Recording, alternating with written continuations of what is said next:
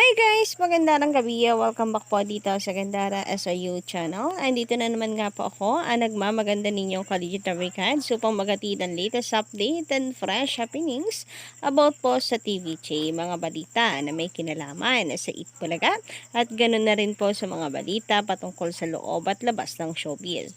Kaya naman kung isa ka sa mga hindi pa nakaka-subscribe dito sa aking channel, maaari lamang po na pindutin nyo ang subscribe button at notification bell na nandyan sa baba. Pakikulimbang po niyan para ma-notify po kayo sa mga bago po nating videos na i-upload.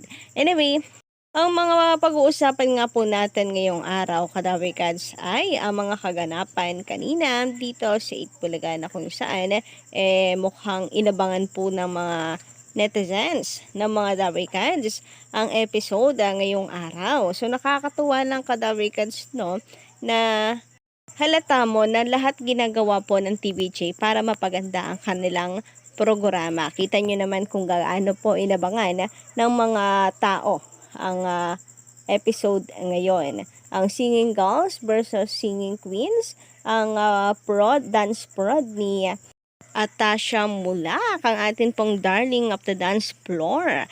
Ayan, nakakatawa po mga kadawikals. And Main Mendoza, dagdag karisma po dito sa EB. Sobrang tuwan-tuwa po ang mga mainers sa kanya pong pagbabalik. Katunayan po niyan trending sa social media ang Itbulaga.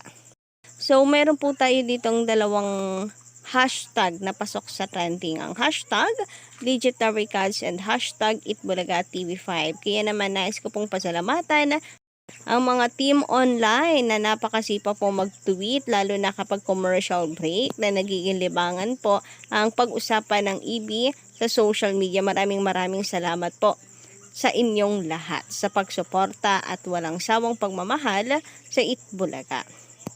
Samantala, sa TV5 Philippines YouTube channel naman guys, meron po tayong 42K watching. Sa YouTube naman ng TVJ Official, meron po tayong 75K watching. Ayan po ang concurrent viewers ng TVJ kanina during po ng Singing Girls. Katunayan yan mga kadabikans, isa pa po sa nakakatuwa ay inulan po ng commercial ang episode po natin ngayong araw with a total of 101 TV ads, di ba? Congratulations po sa Itbulaga. Isa lang ibig sabihin po niya na hindi po naapektuhan ang TVJ at ang Itbulaga po sa ratings na lumalabas ngayon sa social media. Ibig sabihin ng mga advertisers patuloy po ang pagtiwala sa Itbulaga sapagkat nandun po talaga ang market nasa Itbulaga, sa viewers po ng Itbulaga. So, bale sa GAP 1 po, meron tayong 17 na TV ads. Then, GAP 2 ay 30 TV ads. Ganon din po sa GAP 3. And, umabot po tayo sa GAP 4, which is, meron po tayong 24 TV ads. Sa kabuuan, meron pong 101 TV ads ang Itbulaga ngayong araw. Samantala, sabi ni Miss Rosaline Rojas sa kanyang komento, Miss Gandara, Itbulaga is very much stable kahit mataas ang ratings ng Showtime. Okay na yung ratings nila na 4 plus kasi yung reach ng TV5 ay hindi ganun kalakas compare sa GMA. Maraming solid supporters ang EET or ang Itbulaga, hindi lang abot ang signal ng TV5 sa buong Pilipinas. Matakot ang Showtime dahil wala silang bahay na permanente. Gumagamit pa ng boosters, pampataas ng views. And, anong tawag dyan? Diba? Takot sa Itbulaga. So, may nagsusulputan nga pong balita na nakaboost po ang Showtime para po dumami yung kanilang views.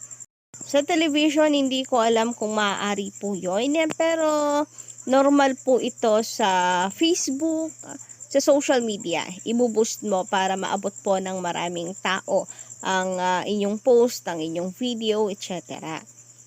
So, kung gumagamit man po sila nito, choice po nila yon, kadawikads, no? Sa television, ang hindi ko lang po alam.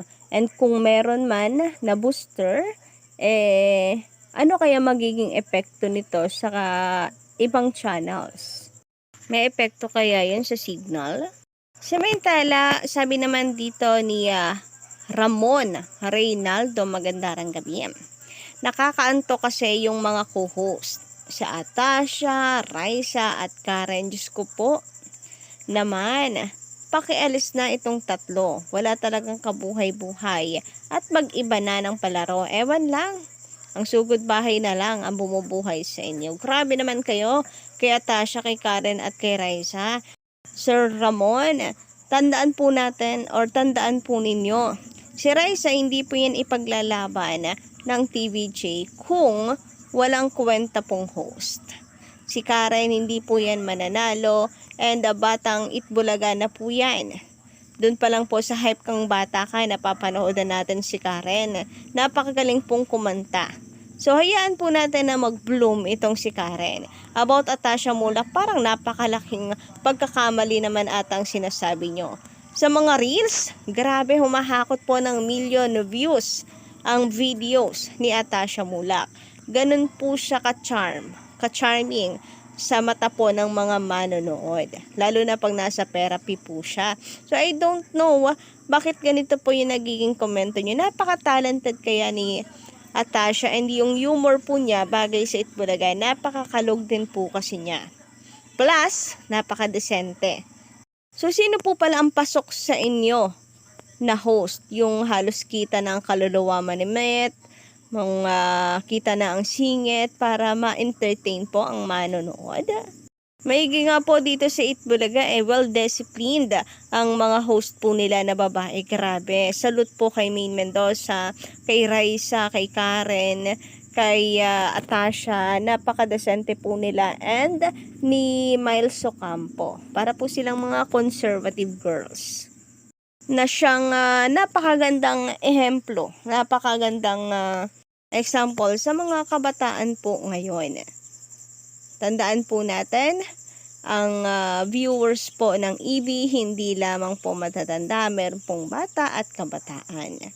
Nakafocus lang po kasi ang mga tao, ang mga bashers sa mga seniors. Na para bang isang pagkakamali na ngayon na maging senior at isang malaking pagkakamali na humanga ang seniors. Ewan ko ba bakit ninonormalize po nila yan. Para bang wala po silang mga lolo at lola or hindi sila dadating sa pagtanda. Well, malay nyo nga naman, hindi na. Charis, joke lang, joke. Samantala, sabi naman po ni Sir Danilo Ramos, habang sinisiraan nila lalong umaangat ang EB, TVJ nadadagdagan ang views kasi pati sila nanonood. Oo nga po, mga bashers na to, ang daming oras, no? Para manood po ng Itbulaga. Grabe, bantay sarado po ang bawat galaw ng mga host. Yung totoo. May sweldo ba kayo pag minakitaan nyo ng butas ang Itbulaga para magbantay po kayo ng ganyan? Kasi usually naman kapag hate mong isang programa, hindi mo na panonoorin. Ganun naman talaga, di ba, ang normal. Kung ayaw ko ng isang programa, hindi ko talaga panonoorin. Pero bakit itong mga to, no? May oras pa po talaga and bantay sarado, maliit na kahit napakaliit po na detalye. Kala mo naman may mga sahod dito o kaya ay mabibigyan ng trophy pag nagkataon na paramihan ng napupuna. Best Basher of the Year Award goes to ganon. Samantala, sabi naman sa komento ni Danpor, mas malawak talaga ang coverage ng GMA kesa sa TV5.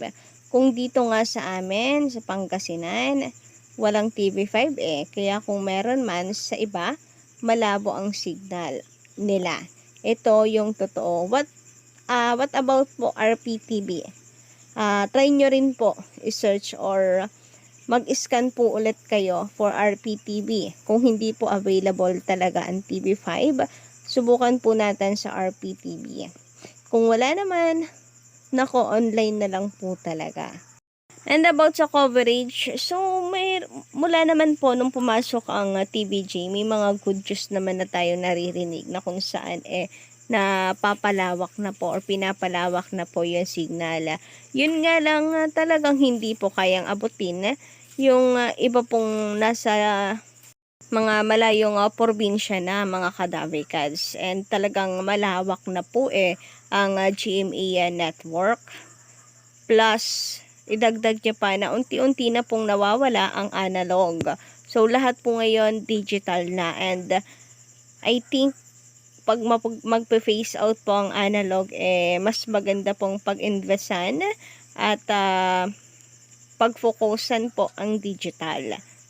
Hindi po ako nagkakamali, ang ratings po ay ang counted lamang po doon ay yung mga free TV Anyway, yun lang po muna ang ating update para po sa gabing ito. Don't forget to click the subscribe button and notification bell for more updates.